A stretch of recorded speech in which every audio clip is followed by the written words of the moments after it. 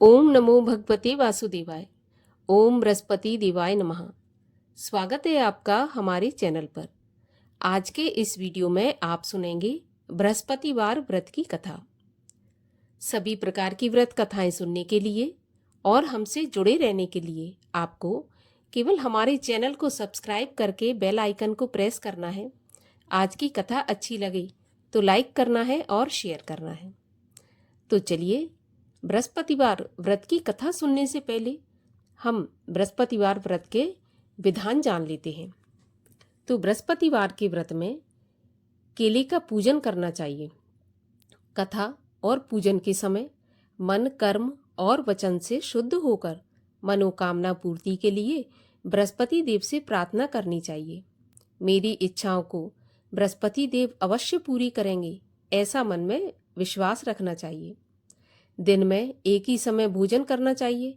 भोजन पीले चने की दाल आदि का करें और नमक न खाएं। पीले वस्त्र पहनें, पीले फलों का प्रयोग करें, पीले चंदन से भगवान का पूजन करें। पूजन के बाद प्रेम पूर्वक गुरु महाराज की कथा सुननी चाहिए। इस व्रत को करने से मन की सभी इच्छाएं पूर्ण होती हैं और बृहस्पति भगवान प्रसन्न होते हैं। धन, विद्या, पुत्र तथा मनोवांछित फल की प्राप्ति होती है। परिवार में सुख शांति हमेशा बनी रहती है। इसीलिए यह व्रत सर्वश्रेष्ठ और अति फलदायक बताया गया है। अब सुनते हैं बृहस्पतिवार व्रत की कथा। प्राचीन समय की बात है। भारत में एक राजा राज्य करता था। वह बड़ा प्रतापी और दानी था। वह नित्य प्रति मंदिर में भगवत दर्शन करने जाया करता था। वह ब्राह्मण और गुरु की सेवा किया करता था। उसके द्वार से कोई भी याचक निराश होकर कभी नहीं लौटता था। वह प्रत्येक गुरुवार को व्रत रखता एवं पूजन करता था। हर दिन गरीबों की सहायता करता था। परंतु यह सब बातें उसकी रानी को अच्छी नहीं लगती थीं। वह न व्रत करती और न किसी को एक भी पैसा दान में देती थी। वह राजा से भी ऐसा करने को मना किया करती थी। एक समय की बात है, राजा शिकार खेलने वन को चले गए। घर पर रानी और दासी थीं।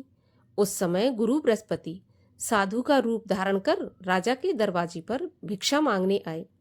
साधु ने रानी से भिक्षा मांगी तो वह कहने लगी, हे साधु महाराज, मैं इस दान पुण्य से तंग आ गई हूँ। इस कार्य के लिए तो मेरे पति देवी बहुत हैं। अब आप ऐसी कृपा करें कि सारा धन नष्ट हो जाए और मैं आराम से रह सकूं। साधु रूपी बृहस्पति देव ने कहा, देवी, तुम बड़ी विचित्र हो। संतान और धन से कोई दुखी नहीं होता, इसको सभी चाहते हैं। पापी भी पुत्र और धन की इच्छा करता है। अगर तुम्हारे पास धन अधिक है तो भूखे मनुष्यों को भोजन कराओ, प्याऊ लगवाओ, ब्राह्मणों को दान दो, धर्मशालाएं बनवाओ, कुआं, तालाब, बावड़ी, बाग बगीचों आदि का निर्माण कराओ, निर्धनों की कुंवारी कन्याओं का विवाह करवाओ, साथ ही यज्ञ आदि करो। इस प्रकार के कर्मों से आपके कुल का और आपका नाम परलोक में सार्थक होगा एवं स्वर्ग की प्राप्ति होगी। परंतु रानी साधु की इन बातों से खुश नहीं हुई। उसने कहा, हे साधु महाराज, मुझे ऐसे धन की आवश्यकता नहीं जिसको मैं अन्य लोगों को दान दूं और जिसको रखने और संभालने में ही मेरा सारा समय नष्ट हो जाए। साधु ने कहा, देवी, यदि तुम्हारी ऐसी इच्छा है तो जैसा मैं तुम्हें बताता हूं तुम वैसा ही करना। बृहस्पतिवार के दिन घर को गोबर से लीपना, अपने केशों को पीली मिट्टी से धोना, केशों को धोते समय स्नान करना, राजा से कहना वह हजामत करवाए, भोजन में मांस मदिरा खाना, कपड़ा धोबी के यहाँ धुल नहीं डालना। इस प्रकार 7 बृहस्पतिवार करने से तुम्हारा सारा धन नष्ट हो जाएगा। यह कहकर साधु महाराज रूपी बृहस्पति देव अंतर ध्यान हो गए। रानी ने साधु के कहने के अनुसार 7 बृहस्पतिवार वैसा ही करने का विचार किया। साधु के बताए अनुसार करते हुए केवल 3 बृहस्पतिवार ही बीते थे कि उसकी समस्त धन संपत्ति नष्ट हो गई। भोजन के लिए भी दोनों समय परिवार तरसने लगा, सांसारिक भोगों से दुखी रहने लगा। तब वह राजा रानी से कहने लगा कि हे रानी, तुम यहाँ पर रहो, मैं दूसरे देश में जाता हूँ, क्योंकि यहाँ पर मुझे सभी मनुष्य जानते हैं, इसलिए मैं यहाँ कोई कार्य नहीं कर सकता। देश चोरी परदेश भीख बराबर है। ऐसा कहकर राजा परदेश चला गया। वहां जंगल से लकड़ी काटकर लाता और शहर में बेचता। इस तरह जीवन व्यतीत करने लगा। इधर राजा के बिना रानी और दासियां दुखी रहने लगी। किसी दिन भोजन मिलता और किसी दिन जल पीकर ही रह जाती। एक समय रानी और दासियों को 7 दिन बिना भोजन के व्यतीत हो गए। तो रानी ने अपनी दासी से कहा कि हे दासी, यहाँ पास ही के नगर में मेरी बहन रहती है। वह बड़ी धनवान है। तू उसके पास जा और वहां से 5 सेर बेजर मांग के ले आ, जिससे कुछ समय के लिए गुजर हो जाएगी। दासी रानी की बहन के पास गई। रानी की बहन उस समय पूजा कर रही थी। बृहस्पतिवार का दिन था। दासी ने रानी की बहन से कहा, हे रानी, मुझे आपकी बहन ने भेजा है, मुझे 5 सेर बेजर दे दो। दासी ने यह बात अनेक बार कही, परंतु रानी की बहन ने कोई उत्तर नहीं दिया, क्योंकि वह उस समय बृहस्पतिवार की कथा सुन रही थी। जब दासी को रानी की बहन से कोई उत्तर नहीं मिला तो वह बहुत दुखी हुई। उसे क्रोध भी आया। वह लौटकर अपनी रानी से बोली, हे रानी, आपकी बहन बहुत ही धनी स्त्री है। वह छोटे लोगों से बात भी नहीं करती। मैंने उससे कहा तो उसने कोई उत्तर नहीं दिया। मैं वापस चली आई। रानी बोली, दासी, इसमें उसका कोई दोष नहीं है। जब बुरे दिन आते हैं तब कोई सहारा नहीं देता। अच्छे बुरे का पता विपत्ति में ही लगता है। जो ईश्वर की इच्छा होगी वही होगा। यह सब हमारे भाग्य का दोष है। उधर रानी की बहन ने सोचा कि मेरी बहन की दासी आई थी, परंतु मैं उससे नहीं बोली। इससे वह बहुत दुखी हुई होगी। कथा सुन और विष्णु भगवान का पूजन समाप्त कर वह अपनी बहन के घर आई और कहने लगी, हे बहन, मैं बृहस्पतिवार का व्रत कर रही थी। तुम्हारी दासी गई, परंतु जब तक कथा होती है तब तक ना उठते हैं और ना बोलते हैं, इसलिए मैं नहीं बोली। कहो दासी, क्यों गई थी? रानी बोली, बहन, हमारे घर में अनाज नहीं था। वैसे तुमसे कोई बात छुपी नहीं है। इस कारण मैंने दासी को तुम्हारे पास 5 सेर बेजल लेने के लिए भेजा था। रानी की बहन बोली, बहन देखो, बृहस्पति भगवान सबकी मनोकामना पूरी करते हैं। देखो, शायद तुम्हारे घर में अनाज रखा हो। यह सुनकर दासी घर के अंदर गई तो वहां उसे एक घड़ा बेजर का भरा मिल गया। उसे बड़ी हैरानी हुई, क्योंकि उसने एक एक बर्तन देख लिया था। उसने बाहर आकर रानी को बताया। दासी अपनी रानी से कहने लगी, रानी देखो, वैसे हमको जब अन्न नहीं मिलता तो हम रोज ही व्रत करते हैं। अगर इनसे व्रत की विधि और कथा पूछ ली जाए तो उसे हम भी किया करेंगे। दासी के कहने पर रानी ने अपनी बहन से बृहस्पतिवार व्रत के बारे में पूछा। उसकी बहन ने बताया, बृहस्पतिवार के व्रत में चने की दाल और मुनक्का से विष्णु भगवान का केले की जड़ में पूजन करें तथा दीपक जलावें, पीला भोजन करें, कथा सुनें। इस प्रकार करने से गुरु भगवान प्रसन्न होते हैं, अन्न पुत्र धन देते हैं और मनोकामना पूरी करते हैं। व्रत और पूजन की विधि बताकर रानी की बहन अपने घर लौट गई। रानी और दासी दोनों ने निश्चय किया कि बृहस्पति भगवान का पूजन जरूर करेंगे। 7 रोज बाद जब बृहस्पतिवार आया तो उन्होंने व्रत रखा। घुड़साल में जाकर चना और गुड़ बीन लाई तथा उसकी दाल से केले की जड़ तथा विष्णु भगवान का पूजन किया। अब भोजन पीला कहाँ से आए? दोनों बड़ी दुखी हुई, परंतु उन्होंने व्रत किया था, इस कारण बृहस्पति भगवान प्रसन्न थे। एक साधारण व्यक्ति के रूप में वे 2 थालों में सुंदर पीला भोजन लेकर आए और दासी को देकर बोले, हे दासी, यह भोजन तुम्हारे और रानी के लिए है, तुम दोनों करना। दासी भोजन पाकर बड़ी प्रसन्न हुई और रानी से बोली, रानी जी, भोजन कर लो। रानी को भोजन आने के बारे में कुछ पता नहीं था, इसलिए वह दासी से बोली, जा तू ही भोजन कर, क्योंकि तू हमारी व्यर्थ में हंसी उड़ाती है। दासी बोली, एक व्यक्ति भोजन दे गया है। रानी कहने लगी, वह भोजन तेरे लिए ही दे गया है, तू ही भोजन कर। दासी ने कहा, वह व्यक्ति हम दोनों के लिए 2 थालों में भोजन देकर गया है, इसीलिए मैं और आप दोनों ही साथ साथ भोजन करेंगे। दोनों ने गुरु भगवान को नमस्कार कर भोजन प्रारंभ किया। उसके बाद से वे प्रत्येक बृहस्पतिवार को गुरु भगवान का व्रत और पूजन करने लगी। बृहस्पति भगवान की कृपा से उनके पास धन हो गया, परंतु रानी फिर पहले की तरह से आलस करने लगी। तब दासी बोली, देखो रानी, तुम पहले भी इस प्रकार आलस करती थी। तुम्हें धन के रखने में कष्ट होता था, इस कारण सभी धन नष्ट हो गया। अब गुरु भगवान की कृपा से धन मिला है तो फिर तुम्हें आलस होता है। बड़ी मुसीबतों के बाद हमने यह धन पाया है, इसलिए हमें दान पुण्य करना चाहिए तथा भूखे मनुष्यों को भोजन कराओ, प्याऊ लगवाओ, ब्राह्मणों को दान दो, कुआं, तालाब, बावड़ी आदि का निर्माण कराओ, मंदिर, पाठशाला बनवाकर दान दो, कुंवारी कन्याओं का विवाह करवाओ, धन को शुभ कार्यों में खर्च करो, जिससे तुम्हारे कुल का यश बढ़े तथा स्वर्ग प्राप्त हो और पितृ प्रसन्न हो। दासी की बात मानकर रानी ने इसी प्रकार के कर्म करने प्रारंभ किए। उसका काफी यश फैलने लगा। एक दिन रानी और दासी आपस में विचार करने लगी कि ना जाने राजा किस दशा में होंगे, उनकी कोई खोज खबर नहीं है। गुरु भगवान से उन्होंने प्रार्थना की और भगवान ने रात्रि में राजा को सपन में कहा कि हे राजा, तेरी रानी तुझको याद करती है, अब अपने देश को लौट जा। राजा प्रातःकाल उठा। वह विचार करने लगा कि स्त्री जाति खाने और पहनने की ही साथी होती है, पर भगवान की आज्ञा मानकर वह अपने नगर को चलने के लिए तैयार हुआ। जब राजा परदेश गया तो परदेश में बहुत दुखी रहने लगा था। प्रतिदिन जंगल से लकड़ी बीन कर लाता और उसे शहर में बेचकर अपने दुखी जीवन को बड़ी कठिनता से व्यतीत करता था। एक दिन राजा दुखी हो अपनी पुरानी बातों को याद करके रोने लगा।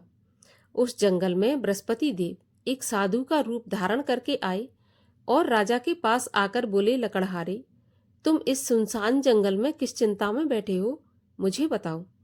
यह सुन राजा के नेत्रों में जल भर आया और साधु की वंदना कर बोला, हे प्रभु, आप सब कुछ जानने वाले हैं। इतना कहकर राजा ने साधु को अपनी संपूर्ण कहानी सुना दी। महात्मा तो दयालु होते हैं। वे राजा से बोले, राजा, तुम्हारी पत्नी ने बृहस्पति देव के प्रति अपराध किया था, जिसके कारण तुम्हारी यह दशा हुई। अब तुम किसी प्रकार की चिंता मत करो, भगवान तुम्हें पहले से अधिक धन देंगे।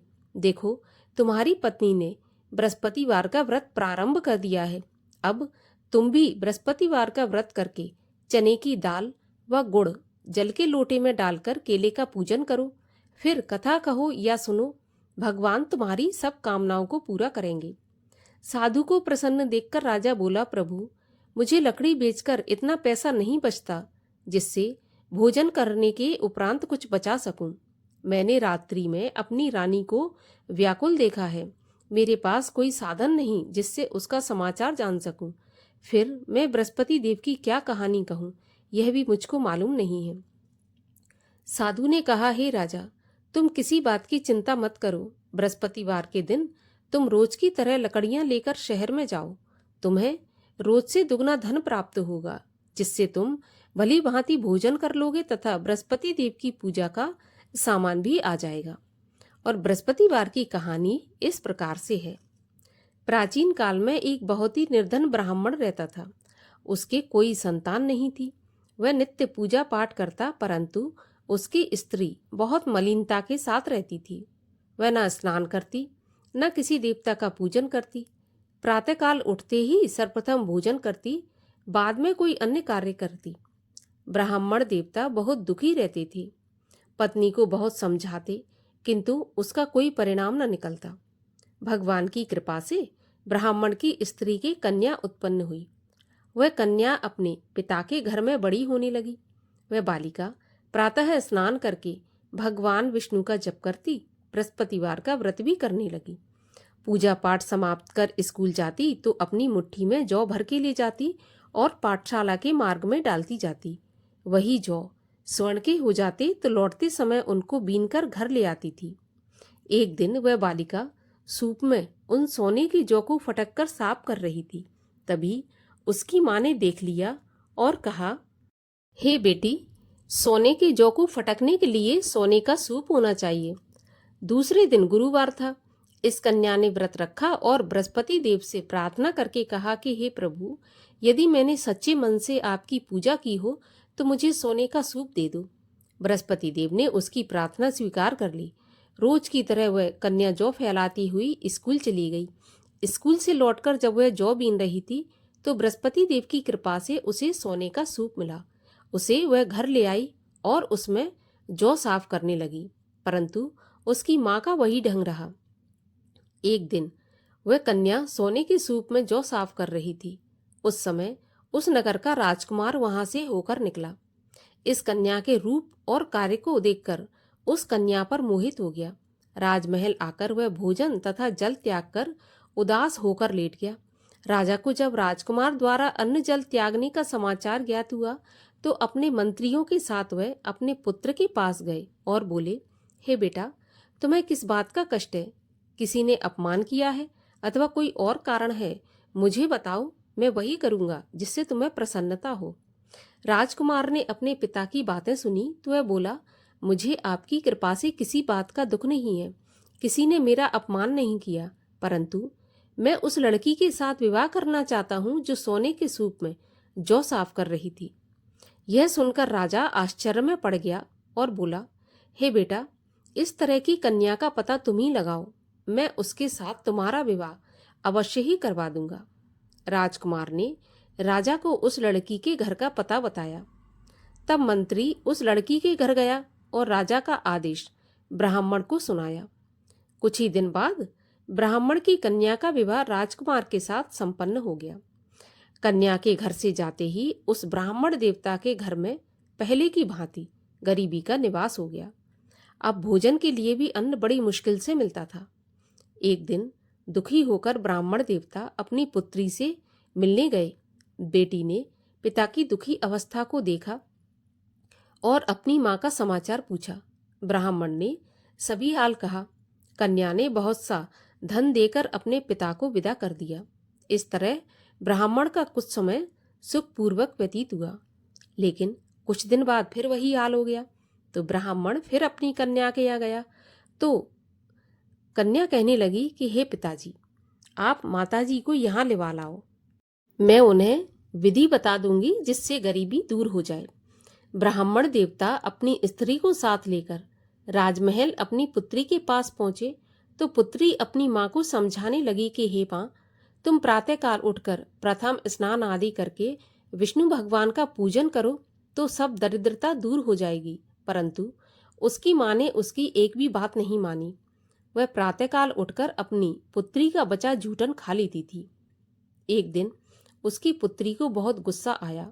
उसने एक रात को कोठरी से सारा सामान निकाल दिया और अपनी माँ को उसमें बंद कर दिया। प्रातःकाल उसमें से उसे निकाला तथा स्नान आदि करा के पूजा पाठ करवाया तो उसकी माँ की बुद्धि ठीक हो गई। इसके बाद वह नियम से पूजा पाठ करती और प्रत्येक बृहस्पतिवार को व्रत रखने लगी। इस व्रत के प्रभाव से उसकी माँ भी बहुत धनवान तथा पुत्रवती हो गई और बृहस्पति देवता के प्रभाव से स्वर्ग को गई। वह ब्राह्मण भी सुखपूर्वक इस लोक का सुख भोग कर स्वर्ग को प्राप्त हुआ। इस तरह कहानी कहकर साधु देवता वहां से अंतर्ध्यान हो गए। धीरे धीरे समय व्यतीत हुआ। फिर बृहस्पतिवार का दिन आया। राजा जंगल से लकड़ी काटकर किसी शहर में बेचने गया। उसे उस दिन और दिनों से अधिक धन मिला।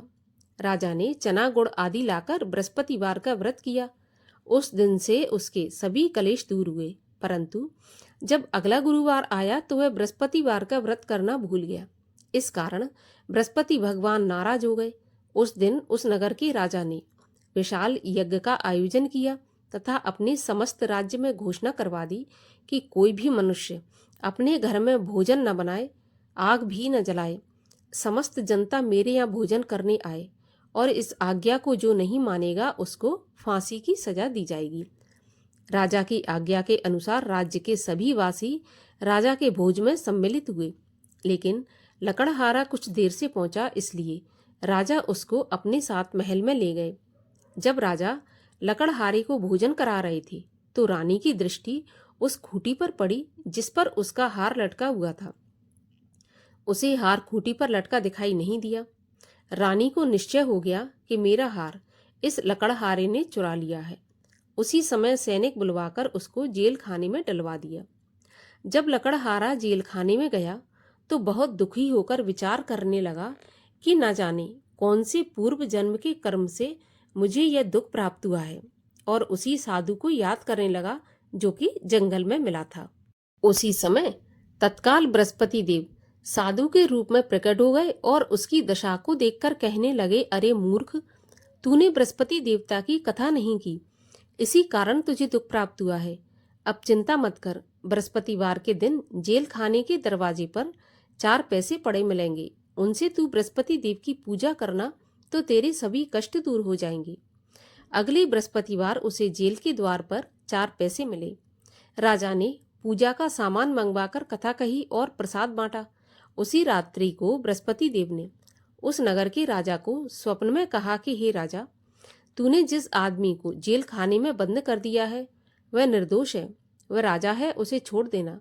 रानी का हार उसी खूंटी पर लटका है, अगर तू ऐसा नहीं करेगा तो मैं तेरे राज्य को नष्ट कर दूंगा। प्रातःकाल राजा उठा और खूंटी पर हार टंगा देखकर लकड़हारे को बुलाकर क्षमा मांगी तथा राजा के योग्य सुंदर वस्त्र आभूषण भेंट देकर उसे विदा किया। गुरुदेव की आज्ञा के अनुसार राजा अपने नगर को चल दिया। राजा जब नगर के निकट पहुंचा तो उसे बड़ा आश्चर्य हुआ। नगर में पहले से अधिक बाग, तालाब, कुएं तथा बहुत सी धर्मशालाएं, मंदिर आदि बने हुए थे। राजा ने पूछा, यह किसका बाग और धर्मशाला है? तब नगर के सब लोग कहने लगे, ये सब रानी और दासी के द्वारा बनवाए गए हैं। राजा को आश्चर्य हुआ और गुस्सा भी आया। जब रानी ने यह खबर सुनी कि राजा आ रहे हैं तो उसने अपनी दासी से कहा कि हे दासी, देख राजा हमको कितनी बुरी हालत में छोड़ गए थे, हमारी ऐसी हालत देखकर वह लौट न जाए, इसलिए तू दरवाजे पर खड़ी हो जा। रानी की आज्ञा के अनुसार दासी दरवाजे पर खड़ी हो गई। जब राजा आए तो उन्हें अपने साथ महल में लिवा लाई। तब राजा ने क्रोध करके अपनी तलवार निकाली और पूछने लगा, बताओ यह धन तुम्हें कैसे प्राप्त हुआ है? तब रानी ने बताया, हमें यह धन बृहस्पति देव के व्रत के प्रभाव से प्राप्त हुआ है।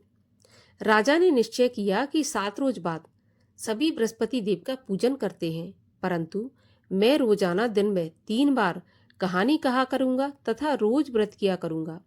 अब हर समय राजा के दुपट्टे में चने की दाल बंधी रहती तथा दिन में 3 बार कथा कहता। एक रोज राजा ने विचार किया कि चलो अपनी बहन के यहाँ हो आऊं। इस तरह निश्चय कर राजा घोड़े पर सवार हो अपनी बहन के यहाँ के चल दिया। मार्ग में उसने देखा कि कुछ आदमी एक मुर्दे को लिए जा रहे हैं। उन्हें रोककर राजा कहने लगा, अरे भाइयों, मेरी बृहस्पति देव की कथा सुन लो। वे बोले, लो, हमारा तो आदमी मर गया, इसको अपनी कथा की पड़ी है। परंतु कुछ आदमी बोले, अच्छा कहो, हम तुम्हारी कथा भी सुनेंगे। राजा ने दाल निकाली और कथा कहनी शुरू कर दी। जब कथा आदि हुई तो मुर्दा हिलने लगा और जब कथा समाप्त हुई तो राम राम करके वह मुर्दा उठकर खड़ा हो गया। राजा आगे बढ़ा। उसे चलते चलते शाम हो गई। आगे मार्ग में उसे एक किसान खेत में हल चलाता मिला। राजा उससे बोला, अरे भैया, तुम मेरी बृहस्पतिवार की कथा सुन लो। किसान बोला, जब तक मैं तेरी कथा सुनूंगा तब तक 4 हरैया जोत लूंगा, जा अपनी कथा किसी और को सुनाना। राजा आगे चलने लगा। राजा के हटते ही बैल पछाड़ खाकर गिर गए तथा किसान के पेट में बहुत जोर से दर्द होने लगा। उसी समय किसान की पत्नी रोटी लेकर आई। उसने जब यह देखा तो अपने पुत्र से सब हाल पूछा तो बेटे ने सभी हाल बता दिया।